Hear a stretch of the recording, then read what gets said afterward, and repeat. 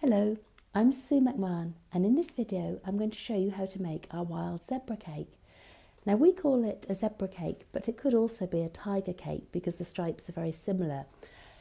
The outside of the cake I've covered in black and white to be like a zebra, but to add more effect inside I've also added some red colour just to make it a little bit brighter. So for this cake, it needs to be a slightly runnier cake than some sponge cakes so that it will spread out. So I'm doing an oil-based sponge, and for this I'm going to do it as an all-in-one cake. I'm going to put all the ingredients into the bowl. So first of all, I've got 500 grams of self-raising flour. And just to help it rise, I'm going to add a teaspoon of baking powder. Then I've got 250 grams of caster sugar, 4 large eggs,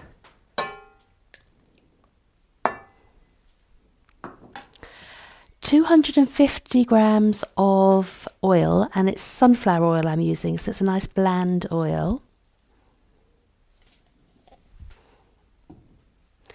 and 100 millilitres of milk.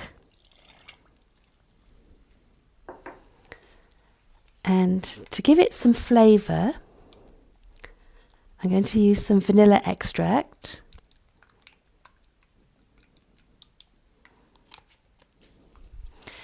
And a pinch of salt. So now I need to beat this to give me a smooth mixture. So I'm going to start it off on a low speed so that it doesn't fly out of the mixer.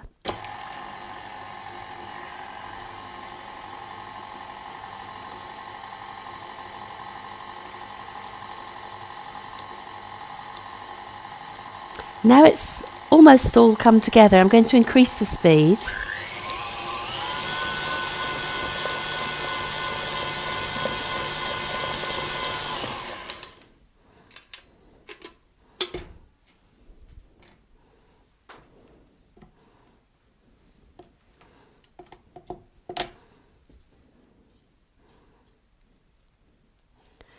And I think you can see already it's a nice smooth texture.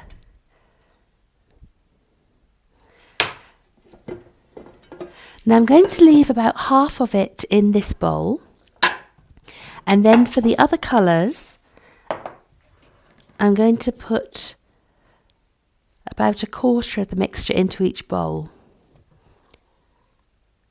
So 1/2 stays white, 1/4 gets coloured black, and then the other quarter gets coloured whatever colour you would like.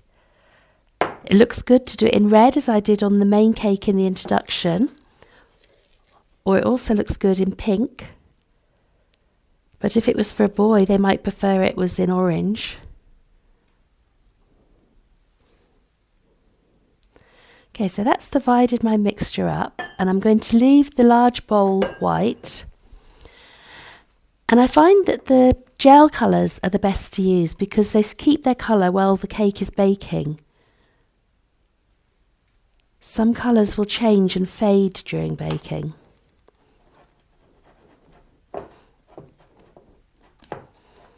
So mix it in.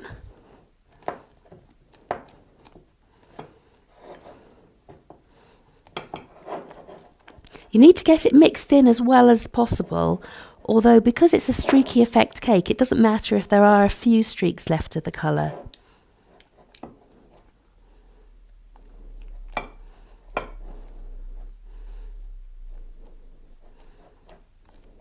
So that's my pink bowl, and then I'm going to do a bowl with the black.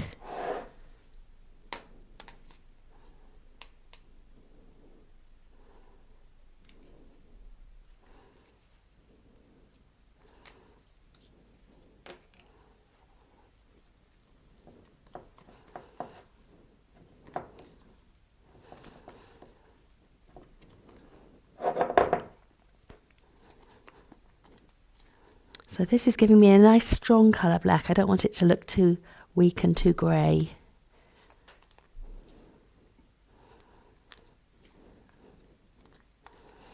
Okay, so now the colours are ready, I can put it into the tins.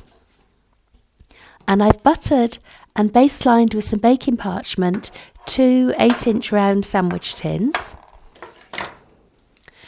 And I find the easiest way to do this is with an ice cream scoop. So I'm going to take up a large scoop of the white mixture and put it into each tin. Then I'm going to use a scoop of the black and put it in the middle.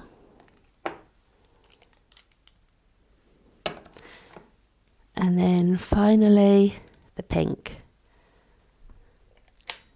You don't have to use an ice cream scoop if you don't have any, or if you may not have 3 of them. You can just do it with spoons. I find it's just a little bit easier if you do have the ice cream scoop. So it's a pattern building out from the centre. As you put more in, the mixture automatically will spread out.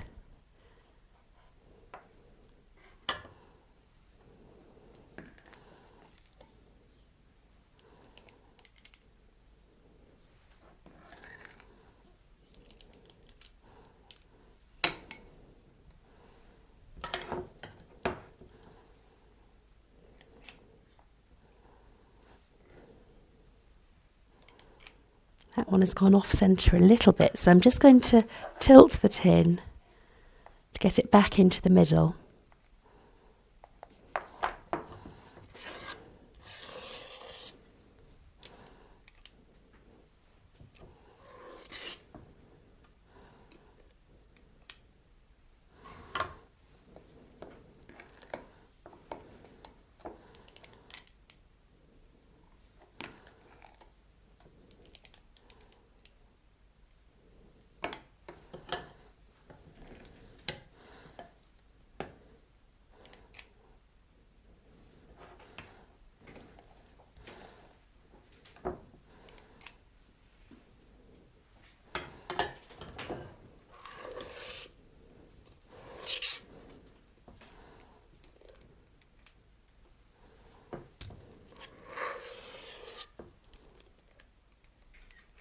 So I work on the 2 tins at the same time, because that way I know they've got the same number of stripes in each tin.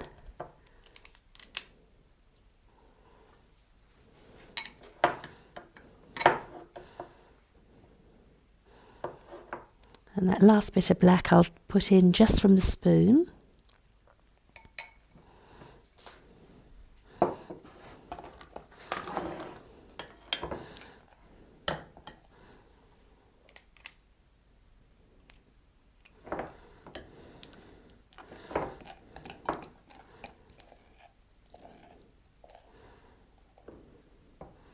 And that's all the pink.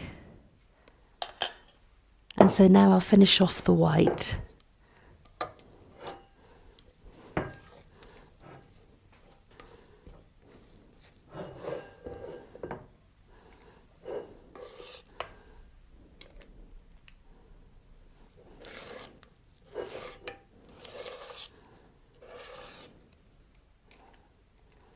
Now these need to go in an oven that's been preheated to 180 degrees centigrade, which is gas mark 4, and they'll take between 30 and 40 minutes. And when they're ready, if you press the centre lightly with your finger, it will spring back and it'll feel fairly firm. It won't feel sort of as if there's a wateriness underneath it, and that way you know that they're cooked. So when the cakes are cooked, you need to take them out of the oven and leave them to cool in the tins for about 10 minutes, and then turn them out onto a wire rack to cool completely. Now these are 2 cakes that are cool, so I'm just going to peel the lining paper away from them.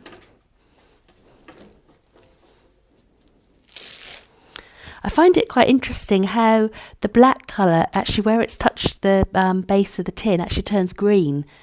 But it'll still look black, like the top of it's black, when you cut through it.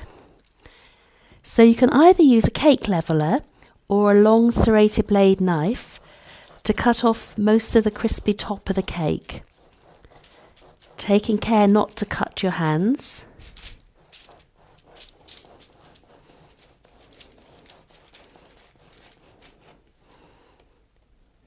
Then as you take it off, you can see the pattern forming inside.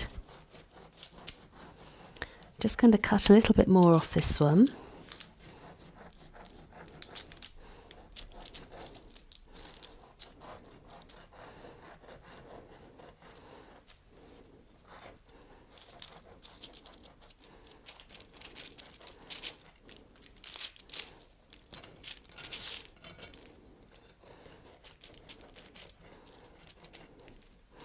And the bottom of the cake, I just trim the skin off that too.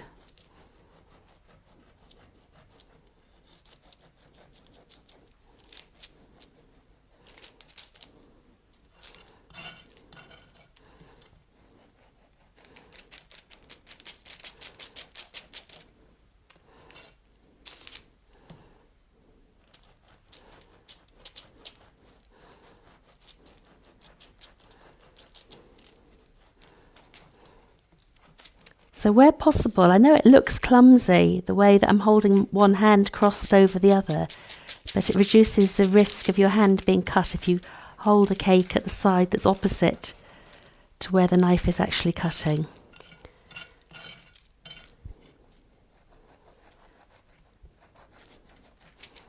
So that's just removed some of the darker skin on the cake. So I'm going to turn that the right way up. And now I need to do the same on this cake.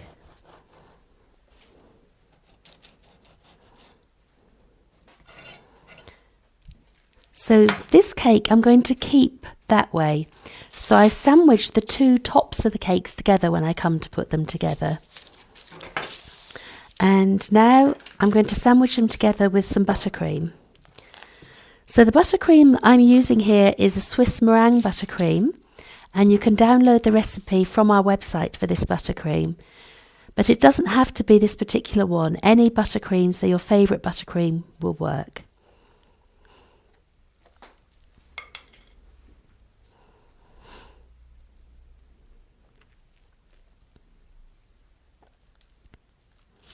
Then I'll put the other half on top.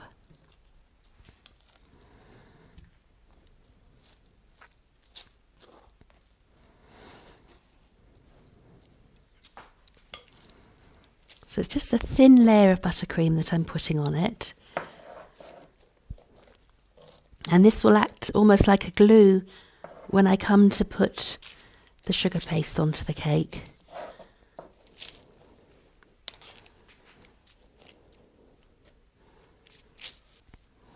One advantage of using either a Swiss meringue or an Italian meringue buttercream is that they're non-crusting. So they always stay nice and soft to stick the sugar paste to them.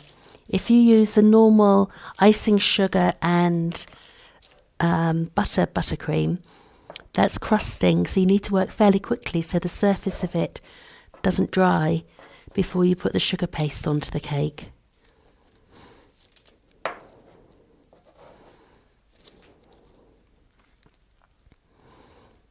And then I'm going to transfer that to a cake drum.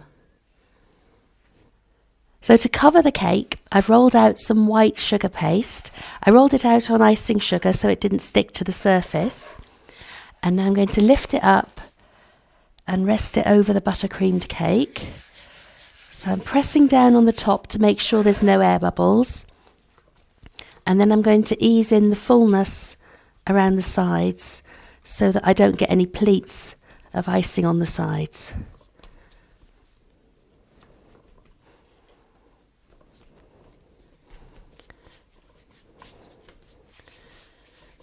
So then once it's all in neatly at the base, I can then go and cut around the edge.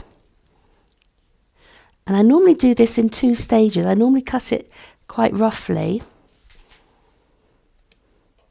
and then do it more neatly on the second time. Because sometimes when you're cutting it, it shrinks back a little bit and then you're left with a gap at the bottom. So the first trimmings I keep well wrapped in the plastic that the sugar paste came in. But I find the second trimmings often have crumbs, so I don't save those. So I'm going to use a little icing sugar on the top of the cake, and I'm going to rub it smooth with a smoother. And then I'm going to work on the sides of the cake and then trim around the base. Now, to match the stripes on the cake, I've put this onto a black board. So I'm taking care not to press too hard with a knife, because I find sometimes with the coloured boards the colour will come off them if you're too rough on the surface.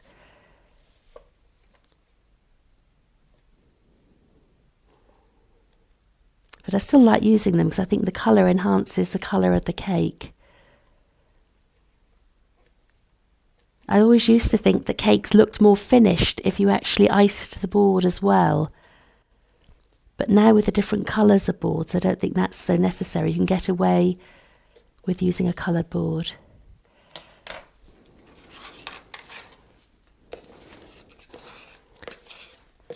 And I find these side scrapers are quite good to get nice straight sides on the cake. It's moved a little bit, so I'm just pushing it back to try and keep it central.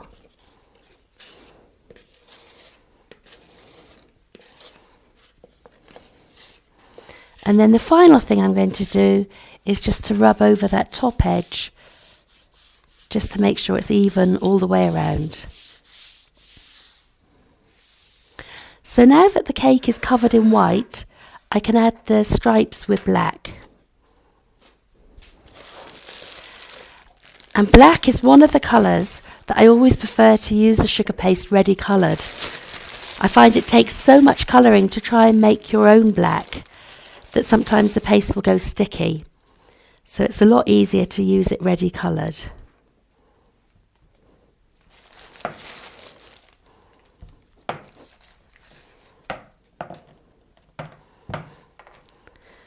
So the stripes are all cut freehand.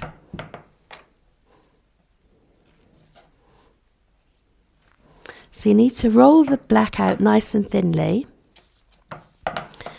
And I keep lifting it just to make sure that it hasn't stuck to the work surface.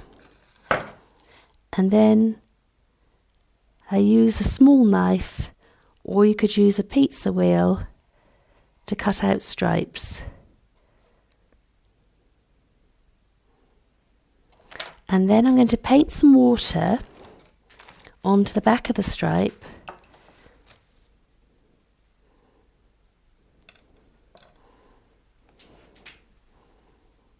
And I'm going to lift it and stick it onto the cake. And it looks nice to have some of these branching out a little.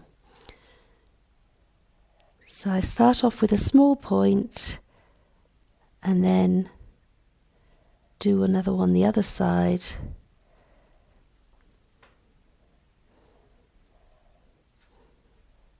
And if you're using a workboard like I am, just be careful not to press too hard with your knife, because you don't want to damage the surface of your board.